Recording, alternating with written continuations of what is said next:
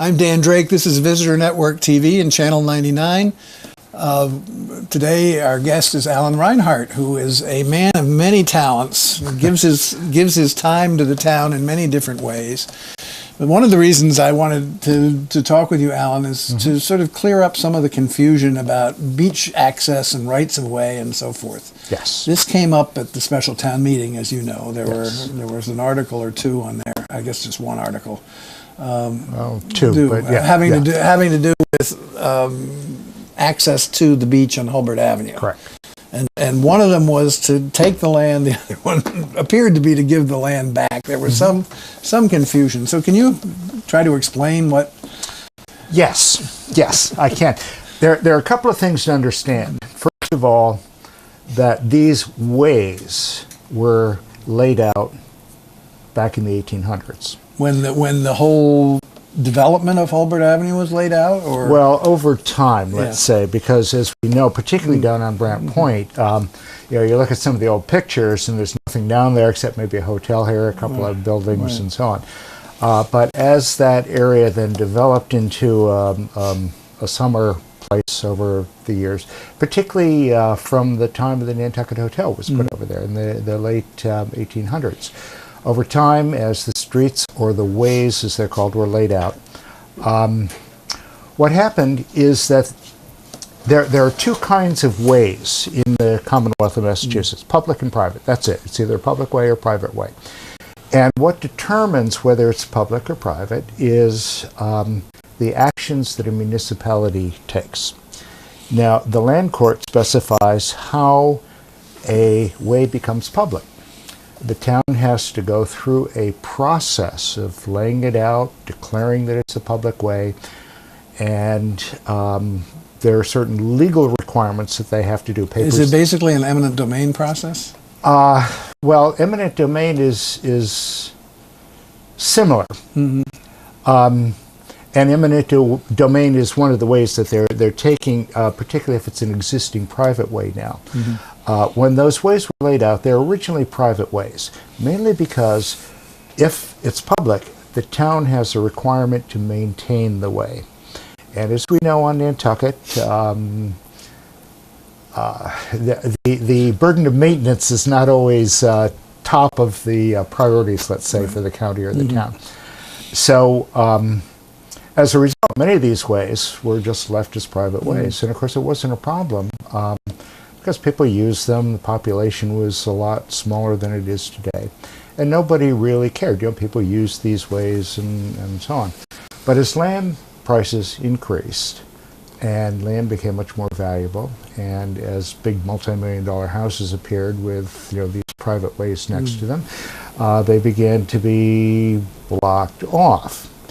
Now, those ways are not owned by the town. They're not owned by the taxpayers or the property owners on either side. Those ways are not on the tax rolls. But who are they owned by then? If it's a private way in that instance, who owns it? Nobody. Nobody owns it in terms of actually being able to maintain ownership to it. However, the property owners on either side can control to the center line. Now that's, I hate to use that word, but that's sort of the best one that fits. You can't block a private way. You have to allow egress for visitors, for emergency vehicles, for whatever. There are whole sorts of reasons. So you can't block a private way, in spite of the fact that many people would love to do that. So you have all of these. But the enforcement issue on a private way, is that different than it is on a public way? Yes. Yeah. For example, if you're speeding on Boulevard, which is a private way toward the airport, you can't get a ticket for speeding because there's the police don't enforce on that because it's a private way. But I was thinking more from the standpoint of encroachment. Whose responsibility is it to determine that there is no encroachment on a private way? It's not certain. It comes to the town, to the DPW, and the DPW can either clear it, or there's a process that the town has as far as encroachments, even on a private way. So it's basically the same for a public way Right. and a private way. There may be legal nuances, but Well, yes, except for the enforcement part of it. If there is a public way that's blocked, let's say the sidewalks in town. This is one of the things Roads and Right-of-Way is working on now, is a sidewalk survey to identify the encroachments and so on. If it's on a public way, the town has absolute enforcement. They can go in, clear the encroachment, bill the property owner either on there as a betterment or however it works like that. Now, they can't do that on a private way. What they can do is send the police in and say, look, you're blocking a way and you need to clear it and that sort of thing. So it's a different process, let's put it that way. So what happened down on Hobart Avenue, all those ways were... how many of the ways are there from the road into the beach there? Let's see, there's one that's public. That's Charles Street. That's the one down closest to Jetties, right next to Seward Johnson's place. That is a public way, and that's, people can drive down there, access the beach, and that sort of thing. But at the end of it, just for clarification again, it's a public way, but they get down there, and in theory, the property owners on either side can keep them off the beach on either side of that way down to mean low water. Correct. Okay. That's correct. So the 5 ways that were on the the special town meeting a month or so ago, those 5 ways were private ways. The town had originally started taking those ways in 1913, and as happened to sometimes, and during that time, they would start the process, they would get so far, and then they wouldn't complete it.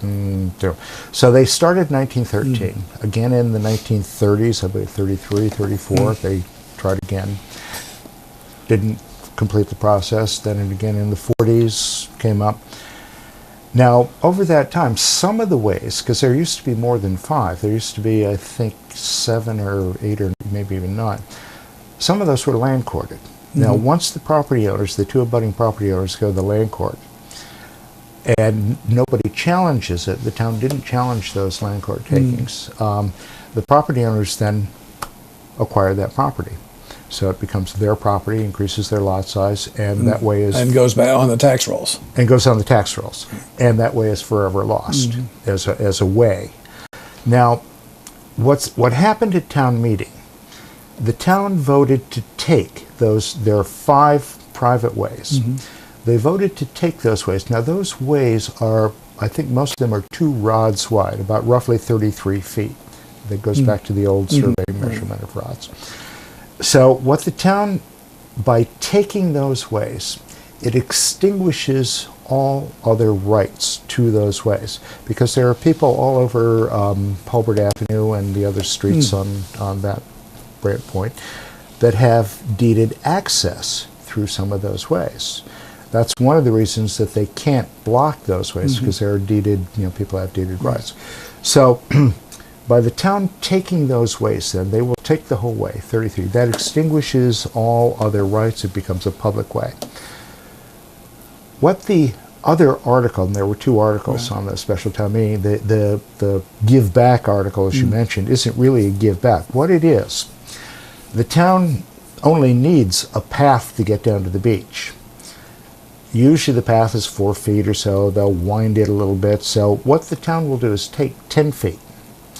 That leaves an additional then 22, 23 feet that they will split, 10, 11 here, 10, 11 on the other side, to the property owner, offer it to the property owners if they want. The property owners don't have to purchase it.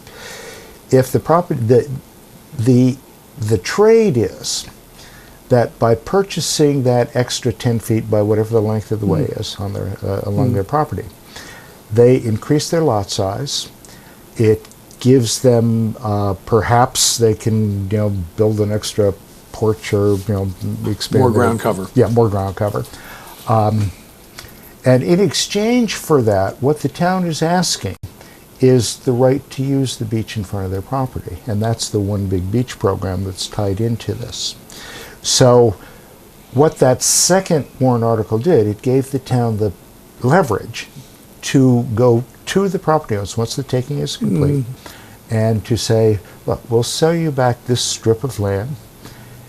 it will go on the tax roll, which is a benefit to the town.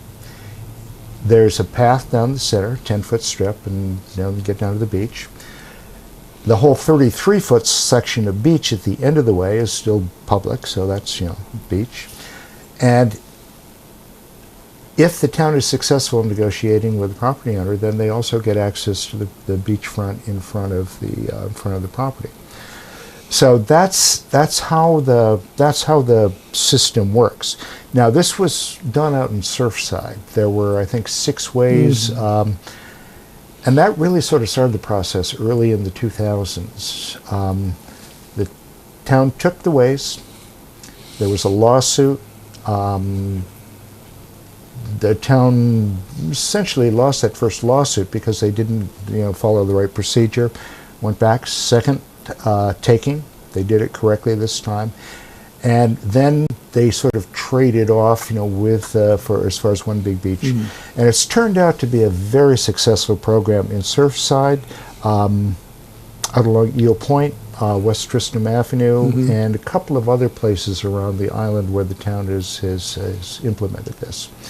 Oh, I didn't realize that was where the West Tristram Avenue piece came into. Yes. All right. Okay. Yeah. That was quite a positive thing, because not only did we get about another third, I think it was even more than that, another couple thousand feet of beach there, plus the stairs and a way through some town-owned land, and it's one of the cross-island trails from the North Shore to the South Shore, by the way, down there at Dionis. So that's the process that happens. So that's sort of the big picture of what happens. Now, initially, when the town started doing this, for example, at Surfside, there was public opposition to it because people said, "What do you mean you're taking? We don't want the public. We don't know," or whatever. There, a number of reasons that landowners may have to not want to enter into that. However, property owners have begun to see that public access is important. All those houses down on Halbert Avenue, if you're fortunate enough to have beachfront property, that's one thing. You watch the boats come and go, and all that sort of thing. But if you're on all those interior streets, your access to the beach is down, these couple of ways. Now, for example, the one at the end of Willard Street. There's one at the end of Willard. There's one at the end of Wall Street, Johnson Street, James, and Dix was the other one. That's the one they probably won't take because of the circumstances. Now, each of those ways exists, with the exception of James Street, because there was a fence that actually precipitated this whole activity. But those ways, say at Willard Street, Wall Street, Johnson Street, those ways all exist. The people that live in the area know about them, and they can go down. A lot of people on the island have boat moorings. For example, at the end of Willard Street, you'll see moorings. Those moorings, of course, are licensed by the town and so on, so they are legal moorings. But it's just sort of a convenient place to access the water. Same at Surfside. You can access the beach to Surfside all the way from the wastewater treatment plant off of South Shore Road, all the way along there. There's land bank property, town-owned property, of course the public beach at Surfside, and now all those ways that go down to the beach as far as Nobodere. So all the way down to the airport, that is all now accessible and open to the public. So that's the real advantage, I think, of what the town has been doing through this program. Do you foresee it happening anywhere else?